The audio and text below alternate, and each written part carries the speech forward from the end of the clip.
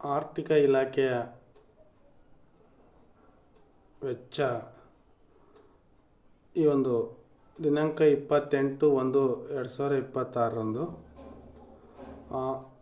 ಆಡಳಿತ ಇಲಾಖೆಯು ಕಡತವನ್ನು ಪರಿಶೀಲಿಸಲಾಗಿದ್ದು 2025-26ನೇ ಸಾಲಿನ ಆಯವ್ಯಯ ಭಾಷಣದ ಖಂಡಿಕೆ 124ರ ಘೋಷಣೆಯಂತೆ ಸರ್ಕಾರಿ ಪ್ರಥಮ ದರ್ಜೆ ಕಾಲೇಜು, ಸರ್ಕಾರಿ ಪಾಲಿಟೆಕ್ನಿಕ್ಗಳು, ಸರ್ಕಾರಿ ಇಂಜಿನಿಯರಿಂಗ್ ಕಾಲೇಜುಗಳು ಮತ್ತು ವಿಶ್ವವಿದ್ಯಾಲಯಗಳಲ್ಲಿ ಖಾಲಿ ಇರುವ ಹುದ್ದೆಗಳ ಎದುರಾಗಿ ಆಡಳಿತ ಇಲಾಖೆ ಪ್ರಸ್ತಾಪಿಸಿದಂತೆ ಈ ಕೆಳಕಂಡ ಪಟ್ಟಿ ಅನ್ವಯ 2000 ಬೋಧನೆ ಹುದ್ದೆಗಳ ಭರ್ತಿ ಮಾಡಲು ಆರ್ಥಿಕ ಇಲಾಖೆಯು ಸಹಮತಿಸಿದೆ.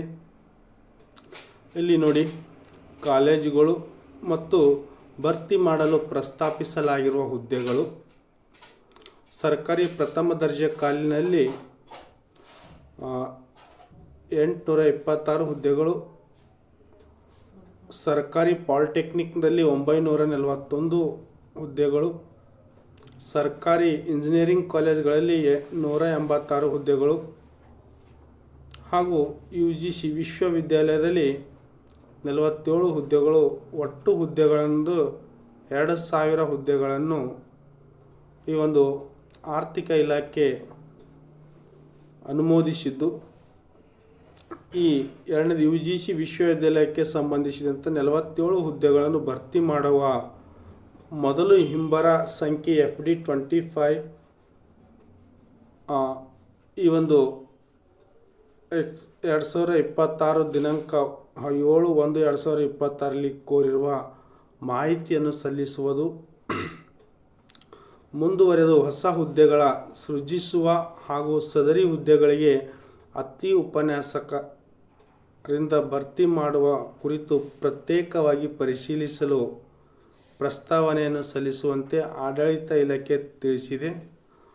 ಈ ಒಂದು